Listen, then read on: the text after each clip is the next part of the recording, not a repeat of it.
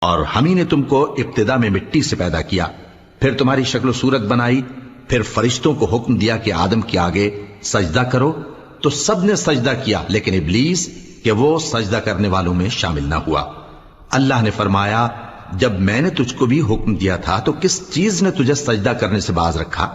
اس نے کہا کہ میں اس سے افضل ہوں، مجھے تو نے آگ سے پیدا کیا ہے اور اسے مٹی سے بنایا ہے۔ فرمایا تو بہشت سے اتر جا، تجھے شایع نہیں کہ یہاں تکبر کرے، پس نکل جا کہ تو ذلیل لوگوں میں سے ہے۔ اس نے کہا کہ مجھے اس دن تک مہلت عطا فرما جس دن لوگ قبروں سے اٹھائے جائیں گے۔ فرمایا اچھا، تجھ کو مہلت دی جاتی ہے۔